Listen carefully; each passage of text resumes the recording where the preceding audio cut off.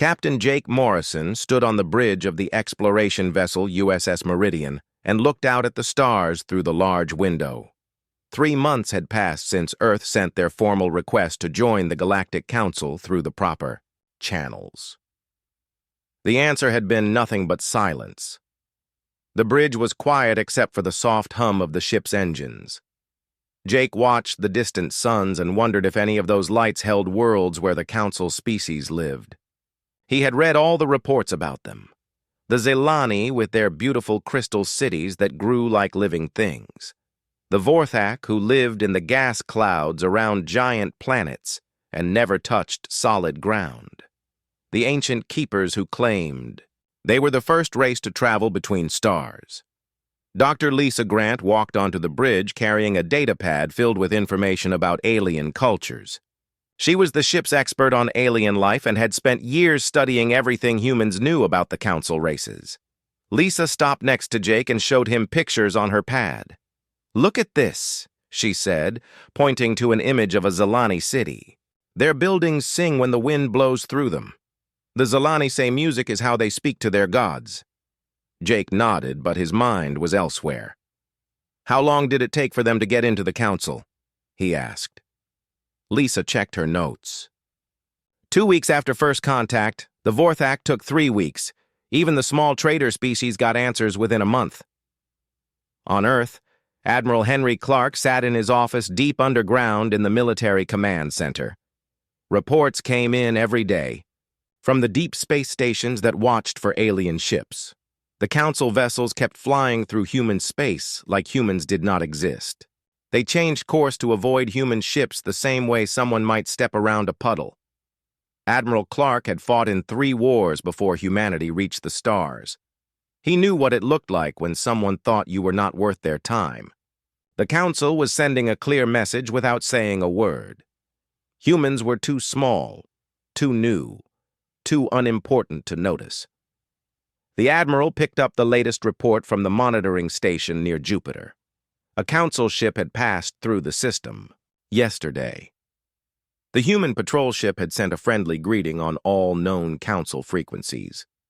The alien ship had not even slowed down. Meanwhile, on the Council homeworld of Nexus Prime, Counselor Thane of the Keepers sat in his office that overlooked the Great Council chambers. His desk was made from stone that was older than human civilization. On it lay another message from the humans, still sealed and unread. Thane's aide, a younger keeper named Truth Seeker, entered the room. "Counselor, the humans have sent another diplomatic message. Should I prepare a response?" Thane waved one of his 4 arms in dismissal. "Another primitive species seeking our approval," he said with the tone of someone who had seen it all before. "Let them prove they are worthy first. The galaxy is full of young races who think they deserve a place at our table simply because they learned to build starships." Truth Seeker looked at the sealed message. "This is their 5th attempt, Counselor. They seem very persistent." "Persistence is not the same as worthiness," Thane replied. "The Zelani brought us new ways to grow crystals that could hold information. The Vorthak showed us how to harvest energy from gas giants. What have these humans offered except requests for attention?" Back on the USS Meridian, Jake received a message from Earth Command. He read it twice before calling Dr. Grant to the bridge. The message was short and simple. Earth was ordering all exploration ships to continue their missions as planned. There would be no more attempts to contact the Council. "They're giving up?" Lisa asked after reading the message. Jake shook his head. "No. I think they're telling us to keep doing what we're doing, keep exploring, keep learning, keep moving forward." Lisa looked out at the stars again. "Maybe that's not such a bad thing. The Council races all seem to follow the same patterns. They build the same types of ships, use the same technologies, think the same ways. Maybe being different is better than being accepted." On Earth, President Helen Carter stood before a room full of reporters and cameras. She had decided it was time to tell humanity what everyone already knew. The Council had ignored them completely. "My fellow humans," she began, We reached out to the galactic community in friendship and hope. We offered our knowledge, our culture, and our commitment to peace. We have received no response. This tells us something important. The galaxy is not ready for humanity, but perhaps humanity is ready for the galaxy. The reporters started asking questions all at once, but President Carter raised her hand for silence. We will not beg for acceptance. We will not change who we are to fit someone else's idea of what we should be. Humanity will continue to explore, to learn, and to grow. We will meet other species on our own terms, as equals, not as supplicants. Admiral Clark watched the speech from his office. He had already sent new orders to all human ships. They would explore new systems, make contact with species the Council had not yet found, and build their own relationships across the stars. Jake Morrison received those orders as the USS Meridian approached an unexplored star system. The sensors showed several planets that might support life. For the first time in months, Jake smiled. Humanity was about to stop asking for permission and start making their own way among the stars. 5 years had passed since the Council first ignored humanity's request to join them. Commander Alex Stone stood on the observation deck of the orbital station above Kepler 442b and watched the sunrise over the planet's first human city. New Denver stretched across the valley below, its buildings gleaming in the morning light. Alex had led the terraforming mission that made this world livable for humans. The work had taken 3 years of careful planning and another 2 years of actual changes to the planet's atmosphere. Now families lived here, children played in the parks, and farmers grew food in soil that had never known life before humans arrived. The atmospheric processors are working better than we expected, said Dr. Ryan Parker, as he joined Alex at the window. Ryan was the scientist who had designed the machines that turned the planet's poisonous air into something humans could breathe. We're actually ahead of schedule. Alex nodded and pointed to the city below. Mayor Kate Sullivan says they'll have 50,000 people living here by next year. The Council species takes centuries to terraform a world. We did it in 5 years. Ryan smiled, but his expression was thoughtful. That's because we had to figure it out ourselves. The Council species all use the same old methods their ancestors developed thousands of years ago. They never had to innovate. The conversation reminded Alex of something that had been bothering him. Speaking of innovation, how's your new engine project coming along? Ryan's face lit up. This was his favorite subject. I think I've solved the problem. The Council species use exotic matter to bend space for faster than light travel. It's expensive, dangerous, and limits how far they can go. But what if we don't bend space at all? What if we step outside normal space entirely? Alex had heard Ryan talk about this idea before, but never understood the details. How would that work? Think of normal space like the surface of a lake, Ryan explained. The Council species are still boats sailing on the water, but what if we could dive under the lake and swim through a completely different medium? I call it quantum foam space. My calculations show we could travel much faster, and much farther than anyone thought possible. 6 months later, Ryan's theory became reality when his prototype engine carried a small probe to Alpha Centauri and back in just 3 days. The journey should have taken weeks using Council technology. Word of the breakthrough spread quickly, through human space, and eventually reached ears that were not human. Crystal Singer of Truth was a Zalani scientist who had always been curious about new ideas. Unlike most of her people, she did not believe the Council had all the answers. When she heard about human innovations, she decided to see for herself. Crystal Singer arrived at New Denver in a small, unmarked ship. She had taken great care to avoid Council patrol routes and hide her destination from her government. Meeting with humans without Council permission was against the law, but her curiosity was stronger than her fear. Dr. Ryan Parker was surprised to receive a visitor from one of the Council races. Crystal Singer was beautiful in the way all Zalani were beautiful, with skin that looked like living crystal and eyes that changed color with her emotions. But what surprised Ryan most was how eager she was to learn about human technology. People solve problems in ways we never considered, Crystal Singer told Ryan as they walked through his laboratory. The Council teaches that there is one correct way to do everything, the way our ancestors did things. But you humans seem to find new ways for everything. Ryan showed her the quantum foam engine and explained how it worked.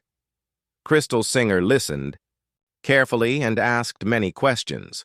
Her knowledge of physics was impressive, but Ryan noticed she had never thought to question the basic assumptions that all Council science was built on. "Why don't your people try new approaches?" Ryan asked. Crystal Singer's eyes turned a sad blue color. "Because the Council fears change. They say new ideas are dangerous. They point to species that destroyed themselves with their inventions and say this is why we must follow the old ways. But following the old ways means never growing, never improving," Ryan replied.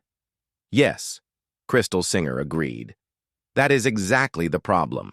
Meanwhile, on Nexus Prime, Junior Counselor Seva of the Vorthok was reviewing reports about human activities. The Vorthok lived in gas clouds and saw everything in terms of currents and flows. To Seva, the patterns of human expansion looked wrong compared to how other species developed. Seva floated in her gas-filled chamber and studied the holographic displays that showed human settlements across multiple star systems. The humans had achieved in 5 years what most species took 50 years to accomplish. They had new technologies that worked better than anything the Council used. Most disturbing of all, they had done it all without asking for help or guidance. "This cannot be correct," Seva said to her aide. "No species develops this quickly without Council guidance. They must be hiding something or getting help from somewhere." But the evidence was clear. Humans were succeeding on their own, and they were succeeding in ways that made Council technology look old and slow. Seva decided to bring her concerns to the Council. She prepared a detailed report showing human achievements and comparing them to the development patterns of all other known species. The data was troubling. If humans could advance this quickly on their own, what did that say about the Council's value to the galaxy? When Seva presented her findings to the full Council, most members dismissed her concerns. Counselor Thane was particularly critical. "Impossible," Thane declared. "No species advances so quickly without guidance from their betters. These humans must be stealing technology or getting secret help. I suggest we investigate and put a stop to whatever illegal activities they are engaged in." But Seva had done her research carefully. "Respected Counselor, our intelligence shows no evidence of theft or outside assistance. The humans appear to be genuinely innovative." Thane's 4 arms waved in irritation. "Innovation without wisdom is chaos. These humans will destroy themselves with their reckless experimentation, just like the ancient warnings tell us." Seva wanted to argue further, but knew it was pointless. The Council had made up their minds about humanity before ever studying what humans had actually accomplished. Back on Kepler 442b, Mayor Kate Sullivan stood before a crowd of colonists celebrating the 5th anniversary of New Denver. The city had grown beyond all expectations. What had started as a small research outpost was now a thriving community with schools, hospitals, farms, and even an artist district where musicians and painters created works inspired by their alien sky. 5 years ago, we came to this world with nothing but hope and determination, Kate told the crowd. Today we have built something beautiful. We did not wait for permission. We did not ask for approval. We simply did what humans do best. We found a way. The crowd cheered and Kate smiled. She had heard about the Council's continued silence regarding humanity. It no longer bothered her. New Denver was proof that humans did not need the Council's approval to succeed among the stars. Lieutenant Ben Hayes had been exploring deep space for 7 years when his ship USS Horizon detected something unusual in the Vega system. The sensors showed artificial structures on the 4th planet, but according to all galactic records, no known species had ever lived there. Ben and his crew were about to make a discovery that would change everything humanity thought they knew about the galaxy. Dr. Amy Foster was the first person to set foot on the ancient ruins. As the team's lead archaeologist, she had studied the remains of dozens of civilizations, but nothing had prepared her for what she found on Vega 4. The buildings were made from materials that should not have existed, arranged in patterns that spoke of incredible knowledge and technology. "These structures are at least 50,000 years old," Amy told Ben as they walked through what had once been a great city. "That makes them older than any council species civilization, older than the Keepers, and they claim to be the first people to travel between stars." The ruins stretched for hundreds of miles across the planet's surface. Massive towers reached toward the sky, connected by bridges that seemed to float without support. Gardens that had once been beautiful were now filled with strange plants that had adapted to grow among the ancient stones. Professor Carl Adams arrived with the second wave of researchers. Carl was humanity's best expert on alien languages, and his job was to try to understand any writing or records the ancient people had left behind. What he found in the central building of the ruins was beyond anything he had hoped for. "They left everything," Carl told Amy and Ben excitedly. "Not just records of their daily lives, but their entire history, their science, their philosophy, their government, even their final days. It's all here, preserved in crystal matrices that are still functional after 50,000 years. The ancient people called themselves the architects, and their story was both wonderful and terrible. They had been the first species to achieve faster-than-light travel, the first to make contact with other intelligent races, and the first to try to build a government that would unite the galaxy in peace." Amy spent weeks studying the architects' cities and the way they had lived. "They were amazing builders and scientists," she reported to Earth. "Their technology was centuries ahead of anything the council species use today. They could move planets, create artificial stars, and travel across the galaxy in days rather than months." But Professor Carl's translation of the architects' final records revealed a darker truth. The architects had tried to create a galactic government based on cooperation and shared knowledge. Instead, they had accidentally created something rigid and controlling that eventually destroyed everything they had built. The architects called their final period the Silence, Carl explained to the research team. They had created a council of their own, meant to guide younger species and maintain peace, but over time, the council became obsessed with control. They decided who was worthy of advancement and who should remain primitive. They stifled innovation and punished anyone who tried new ideas. Ben read the translated records with growing understanding. "This sounds familiar. The Architects' Council sounds exactly like our current Galactic Council." Amy nodded grimly.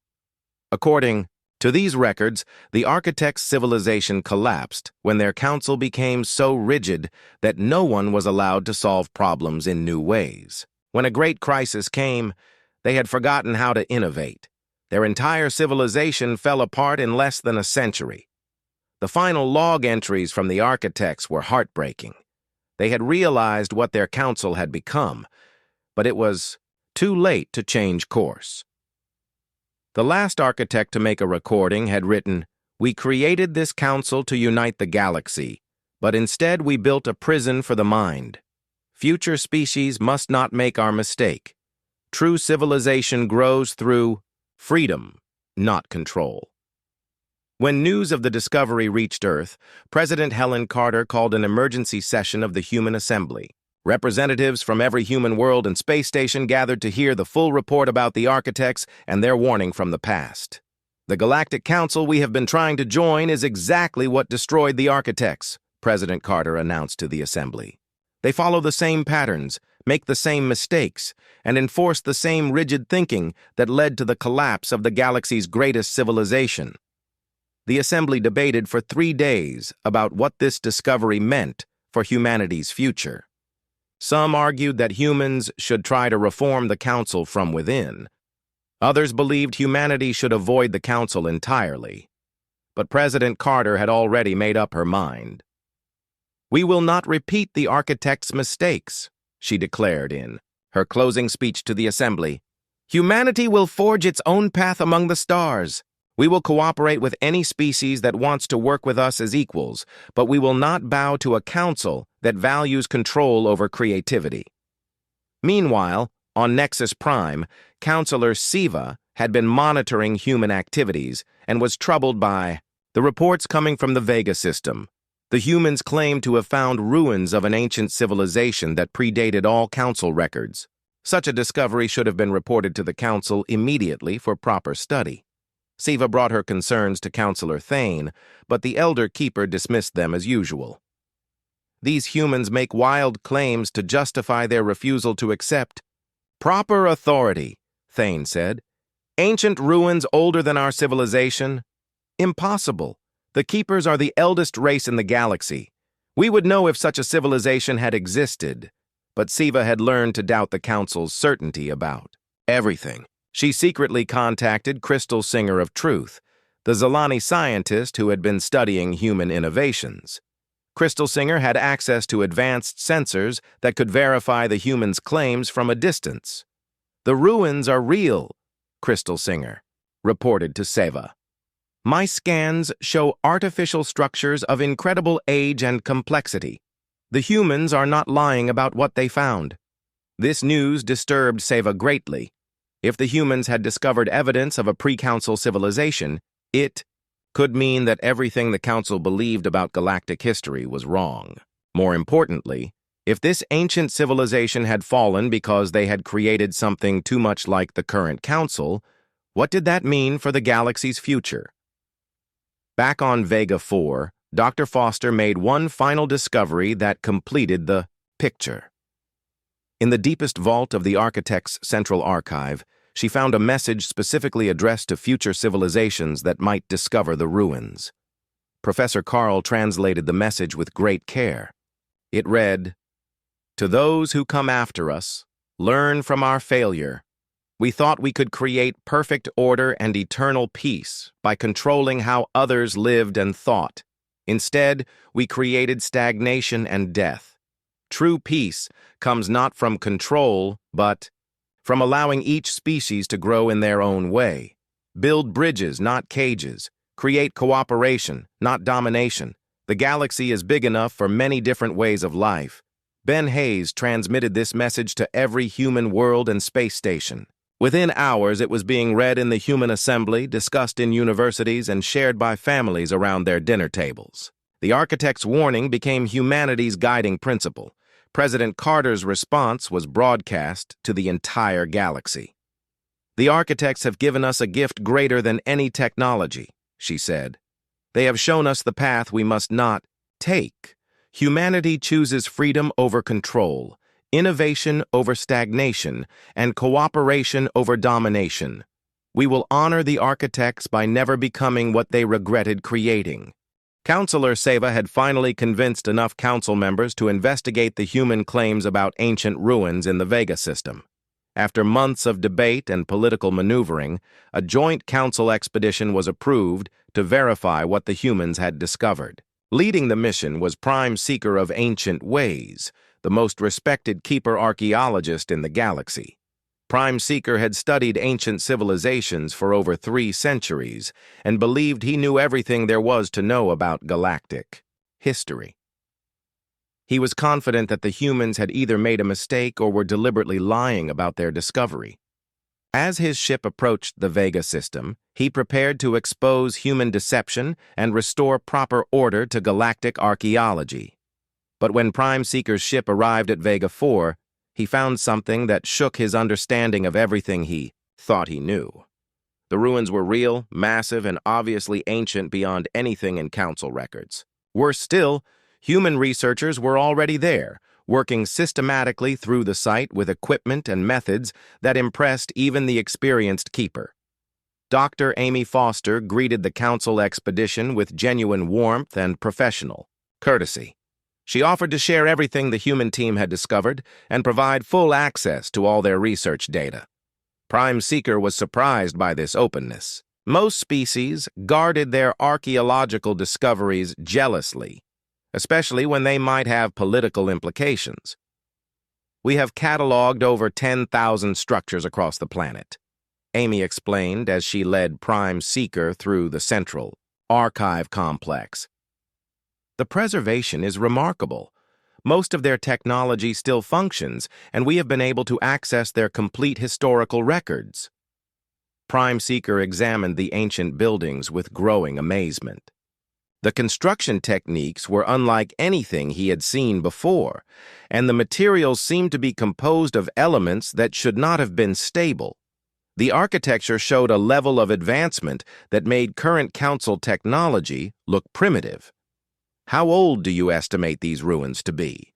Prime Seeker asked, though his own sensors were already giving him an answer he did not want to believe. Approximately 50,000 years, Amy replied. Carbon dating, radiometric analysis, and stellar position calculations all confirm the same age range. This civilization was building cities when our oldest known species were still learning to make fire. Professor Carl Adams joined them in the archive chamber where the architect's records were stored. He showed Prime Seeker the crystal matrices that contained the complete history of the ancient civilization. The translation systems the humans had developed were working perfectly, revealing details about a society that had achieved wonders beyond current imagination. They called themselves the Architects, Carl explained. They were the first species to achieve interstellar travel and the first to contact other intelligent races. They built a galactic government meant to bring peace and cooperation to all species. Prime Seeker studied the translated records with growing horror. The Architects' early history was noble and inspiring. They had reached out to younger species with gifts of knowledge and technology. They had ended wars, cured diseases, and helped dozens of civilizations reach the stars. But something had gone wrong. What happened to them? Prime Seeker asked, though he was beginning to suspect the answer. Amy and Carl exchanged glances before Amy answered. Their government became rigid and controlling. They started deciding which species deserved advancement and which should remain primitive. Innovation was discouraged in favor of following established patterns. Eventually, they lost the ability to adapt to new challenges. Carl pulled up the final records of the Architects' civilization. They called it the Silence. Their council had become so focused on maintaining control that when a real crisis arose, no one was allowed to try new solutions. Their entire civilization collapsed in less than a century. Prime Seeker read the Architects' final warnings with dawning understanding. The ancient civilization had created exactly what the current Galactic Council had become. The rigid hierarchy, the resistance to change, the belief that only certain species were worthy of advancement. It was all identical to the system Prime Seeker had served his entire life. This cannot be accurate, Prime Seeker said, but his voice lacked conviction. The evidence was overwhelming and undeniable. The Council maintains order and prevents chaos. We guide younger species to avoid the mistakes that lead to self-destruction. Amy nodded sympathetically. That's exactly what the Architects thought they were doing. But according to their records, they accidentally created a system that prevented the very innovation and growth they were trying to protect. When Prime Seeker returned to Nexus Prime, he requested an immediate private audience with the full council. He had hoped to present his findings gradually to soften the impact of what he had discovered. But the truth was too important to delay. The humans were correct about everything, Prime Seeker told the assembled council members. The ruins are authentic, the records are complete, and the implications are devastating. We have built the same system that destroyed the galaxy's greatest civilization. Councillor Thane refused to accept the evidence. Impossible! The humans have somehow fabricated these ruins to justify their rebellion against proper authority. No civilization older than ours could have existed without our knowledge. But other council members were more willing to consider the truth. Councillor Seva had been studying human achievements for years and could see the patterns that connected past and present. The humans offer knowledge freely while we hoard it. They innovate constantly while we follow ancient protocols. They welcome new ideas while we fear change. We are exactly what the architects became. The debate in the council chambers lasted for days. Some members demanded that the human discovery be suppressed to maintain council authority. Others argued that the architects' warning should be heeded before it was too late. A few suggested that the council should reach out to humanity and learn from their different approach. Crystal Singer of Truth had been monitoring the council debates through her unofficial contacts with Counselor Siva. The Zalani scientist had seen human innovation firsthand and understood that they represented something new and valuable in the galaxy. When she learned that some council members wanted to suppress the architect discovery, she made a decision that would change everything.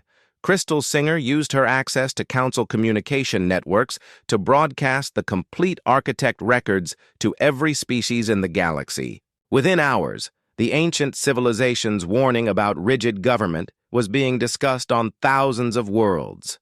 The secret was out, and there was no way to contain it.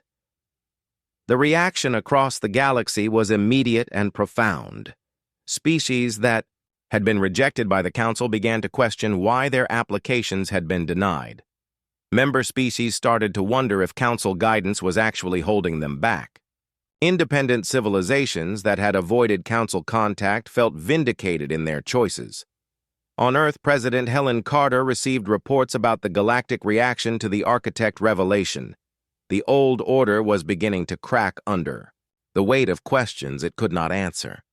Species across the galaxy were starting to look for alternatives to council membership. The truth has a way of spreading once it gets started, President Carter told her advisors. The architects gave us more than a warning about the past. They gave us a roadmap for the future. Dr. Foster and Professor Adams continued their work on Vega 4, but now they had researchers from dozens of species asking to join the project. The human discovery had become a galactic phenomenon, and the ruins were becoming a pilgrimage site for anyone who wanted to understand how to build a better future. Prime Seeker remained on Vega 4 to continue studying the architect records. The ancient civilization's final message haunted him. Create cooperation, not domination. The galaxy is big enough for many different ways of life.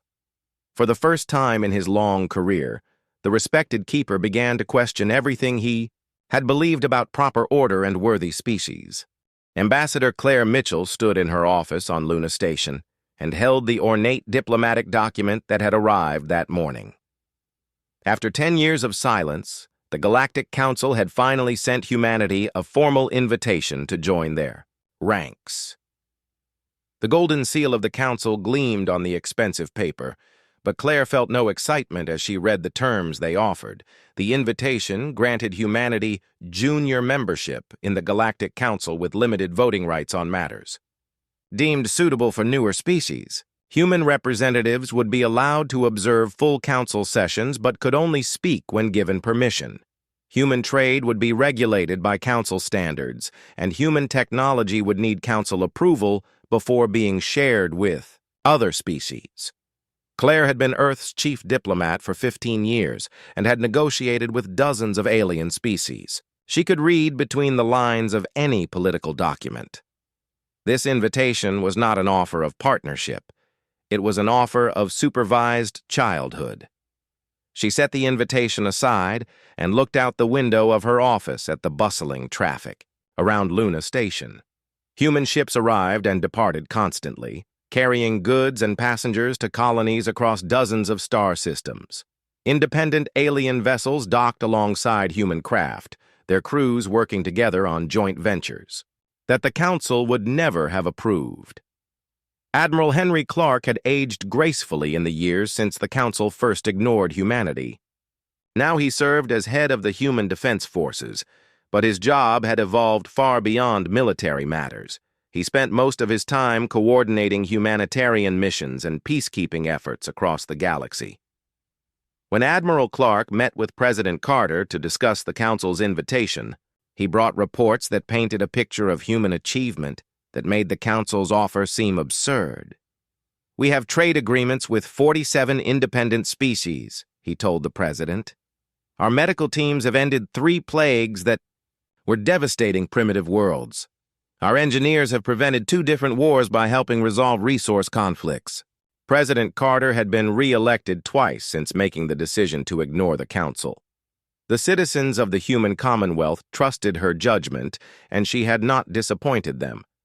Under her leadership, humanity had grown from a single, world-seeking acceptance to a major power that other species actively sought out as partners.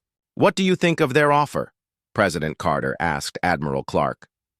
The Admiral smiled grimly. "They offer us a seat at the children's table while we have already built our own dining room.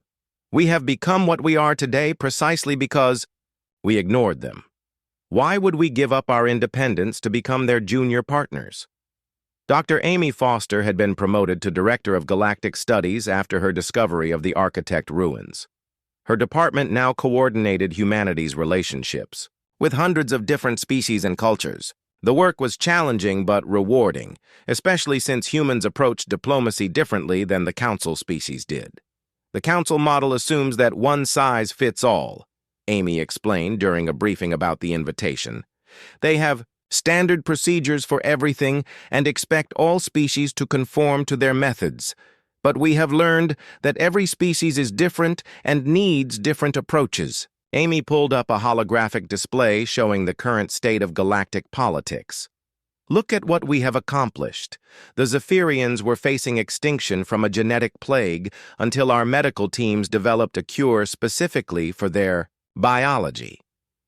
The Coral people were about to go to war with the Metal Shapers over mining rights until our negotiators helped them find a compromise that benefited both species. The Council would have applied standard procedures that would not have worked for either situation. The evidence of human success was overwhelming. In the 10 years since they had stopped seeking Council approval, humans had become the go-to problem solvers for conflicts the Council could not handle. Species that had been ignored or rejected by the Council found welcome among humans and their allies. Commander Alex Stone now led the largest exploration fleet in the galaxy. His ships carried not conquerors, but teachers, scientists, and diplomats who offered partnership to any species willing to embrace mutual respect. The Commonwealth Fleet had discovered 12 new civilizations in the past year alone, and all of them had chosen to work with humans rather than seek Council membership. "The Council way is to evaluate each species and decide if they are worthy," Commander Stone reported from his flagship. "Our way is to ask each species what they need and how we can help. The results speak for themselves." Dr. Ryan Parker's quantum foam technology had revolutionized space travel not just for humans, but for dozens of allied species. His engines were faster, safer, and more efficient than anything the Council used. But more importantly, Ryan shared his knowledge freely with any species that wanted to learn. "The Council charges enormous fees for access to their technology," Ryan explained to a gathering of human scientists. "They use technology as a tool to maintain control over other species. We use it as a gift to build friendships." The contrast between human and Council approaches had not gone unnoticed across the galaxy. Species after species chose to seek human partnership instead of Council membership. The Council's rigid hierarchy was being challenged by humanity's flexible cooperation. On Nexus Prime, Counselor Seva watched helplessly as the galaxy's most dynamic civilizations abandoned the Council system. The artistic collective had withdrawn their membership to join the human Commonwealth. The Deep Swimmers had rejected a Council invitation to become human allies instead. Even some long-standing Council members were beginning to question their continued participation. "We are losing influence everywhere," Seva reported to the Council Assembly. "Species that once respected our authority now ignore our recommendations. Our trade networks are shrinking while human commerce grows. We must acknowledge that our traditional methods are no longer working." But Counselor Thane remained stubbornly convinced that the Council's problems were temporary. "These species "Will return when they realize the chaos that comes from abandoning proper order," he insisted. "The humans cannot maintain their system indefinitely. It will collapse under its own complexity."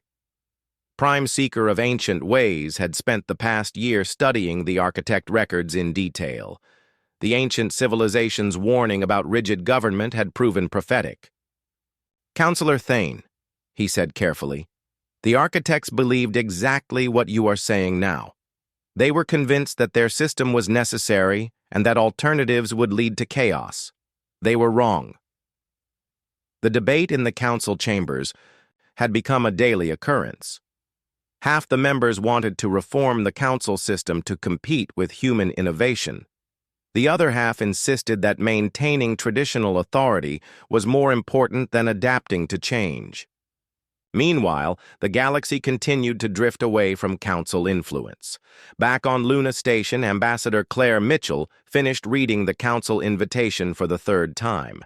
She had discussed it with experts, analyzed every clause, and considered all possible implications. Her recommendation to President Carter was clear and unambiguous. "We should politely decline," Claire told the president during their secure video conference. "This invitation offers us nothing we do not already have and would require us to give up everything we have achieved. We would go from being leaders of a growing alliance to being junior members of a failing system." President Carter had already reached the same conclusion. "Draft a response that thanks them for their offer, but makes it clear that humanity has found its place among the stars. We will not trade our independence for their approval." That evening, Claire stood at her window again and watched the ships moving around Luna Station. Tomorrow she would send humanity's final answer to the Council. But tonight, she simply enjoyed watching the peaceful cooperation between dozens of different species who had chosen to work together as equals rather than submit to the authority of those who thought themselves superior. President Helen Carter stood on the steps of the Commonwealth Parliament building on New Geneva, a world that had become the diplomatic heart of the growing human commonwealth. Representatives from 30 allied species filled the plaza below, their various forms creating a tapestry of galactic diversity that the rigid council had never achieved. Today, she would deliver humanity's final answer to the council's invitation. The crowds gathered in the plaza represented something unprecedented in galactic history.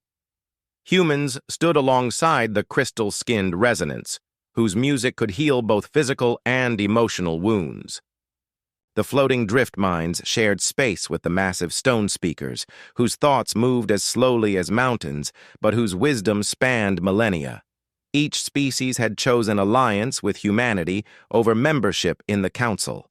"Citizens of the Commonwealth," President Carter began, her voice carried across the plaza by translation devices that rendered her words into dozens of languages simultaneously. "Today we respond to an invitation that arrived 10 years too late from an organization that never understood what we were trying to build." Ambassador Claire Mitchell stood beside the president, holding the formal response that would be transmitted to every council world within the hour. The document was brief but definitive, representing humanity's choice to continue building something new rather than joining something old. "We thank the Galactic Council for their offer of junior membership," President Carter continued. "However, we must respectfully decline. We have found our place among the stars, not above or below others, but alongside them as equals." In the crowd, Dr. Amy Foster smiled as she remembered the long journey that had brought them to this moment. From her discovery of the architect ruins to her current role coordinating peaceful contact with new species, she had watched humanity grow from supplicants seeking approval to leaders offering partnership. Admiral Alex Stone watched the speech from the bridge of his flagship, the CSS Harmony, as his fleet prepared to depart for the Andromeda Galaxy's edge. His mission was to establish contact with civilizations beyond the reach of both Council and Commonwealth influence. The goal was not conquest or conversion, but simply to offer friendship to anyone willing to accept it. "Admiral," his communications officer reported. "We are receiving requests from 17 different species asking to join the mission to Andromeda. Apparently, the president's speech has inspired a lot of people to think about exploring beyond known space." Alex nodded with satisfaction. This was exactly what humanity represented in the galaxy. The courage to explore new possibilities rather than accepting old limitations. "Grant all requests," he ordered. "The galaxy is big enough for everyone who wants to see what lies beyond the horizon." Dr. Ryan Parker's quantum foam technology had evolved far beyond its original design. The engines now powered not just human ships, but vessels belonging to dozens of allied species. More importantly, Ryan had established research institutes on 15 different worlds, where scientists from multiple species work together to push the boundaries of known physics. "The Council species never learned to truly collaborate," Ryan explained to a gathering of young researchers from across the Commonwealth. "They shared information in a rigid hierarchy where the older species taught the younger ones. But real innovation comes from mixing different perspectives and letting ideas cross-pollinate between cultures." On Nexus Prime, Counselor Thane watched the human president's speech with growing rage. Everything he had believed about proper galactic order was crumbling around him. Species that had once respected Council authority now openly mocked it. The galaxy's most innovative civilizations had abandoned the Council system entirely. "This cannot be allowed to continue," Thane declared to the emergency council session he had called. "The humans are destroying everything our ancestors built. They must be stopped before their chaos spreads further." But Counselor Seva had been watching the actual results of human leadership, and what she saw was not chaos, but unprecedented cooperation. "Respected Counselor," she said carefully, "perhaps we should examine what the humans have actually accomplished before we decide they represent chaos." Seva activated a holographic display showing current galactic statistics. Since the humans began their independent expansion, galactic trade has increased by 300%. Armed conflicts between species have decreased by 60%. Technological innovation is advancing faster than it has in 10,000 years. If this is chaos, perhaps we need more of it. Prime Seeker of Ancient Ways supported Seva's assessment. His year studying the architect records had convinced him that the Council was repeating every mistake that had destroyed the ancient civilization. The architects called their final period the Silence, because their rigid system had stifled all innovation and growth. "We are living through our own version of the Silence." The council chamber erupted in angry debates as members chose sides. Some supported reform and cooperation with the Commonwealth. Others demanded military action to restore council authority. A few suggested that the council should dissolve itself rather than continue down the path that had destroyed the architects. Crystal Singer of Truth had been monitoring the council debates from her laboratory on the Zalani homeworld. As one of the few council species citizens who had worked directly with humans, she understood better than most what was at stake. When she learned that some council members were discussing military action against the Commonwealth, she made a decision. That ended her career, but saved the galaxy. Crystal Singer used her security clearance to access the Council's military planning database. What she found horrified her. Counselor Thane had been secretly building support for a preemptive strike against major Commonwealth worlds. The plan was to demonstrate Council superiority by crushing human influence before it could spread further. Within hours, Crystal Singer had transmitted complete details of the military plan to Commonwealth intelligence services. The evidence was overwhelming. The Council was preparing to use force to maintain their failing authority. President Carter now faced the most serious crisis of her administration. "We always knew this day might come," President Carter told her. Emergency cabinet meeting. "The question is how we respond. Do we prepare for war or do we find another way?" Admiral Clark had been expecting this moment for years. "Our defensive capabilities are strong, but the Council still has superior numbers," and firepower. A direct military confrontation would be devastating for everyone involved. But Dr. Foster had a different suggestion. What if we don't fight them militarily? What if we fight them politically instead? Foster's plan was audacious, but simple. Instead of preparing for war, the Commonwealth would invite every species in the galaxy to witness a peaceful demonstration of their principles. They would hold a great gathering on New Geneva where any civilization could send representatives to see the Commonwealth system in action. Let the galaxy choose, Foster argued. Show them the difference between our way and the Council way. Let them decide which future they want to be part of. President Carter approved the plan immediately. Within days, invitations were transmitted to every known civilization in the galaxy. The message was simple. Come see for yourself what the Commonwealth represents and decide if it offers a better path than the old council system. The response was overwhelming. Over 200 species accepted the invitation, including many current council members who were curious about the alternative. Even some of the most isolated civilizations sent observers to witness this unprecedented gathering. Councillor Thane's military plans collapsed when his own member species began defecting. To attend the Commonwealth demonstration, it became impossible to justify attacking an organization that was hosting a peaceful conference attended by half the galaxy. On the day of the Great Gathering, New Geneva became the center of galactic attention. Species that had never met before shared ideas and formed partnerships. Scientific discoveries were shared freely between civilizations that had been enemies for centuries. Trade agreements were negotiated between cultures that had never imagined working together.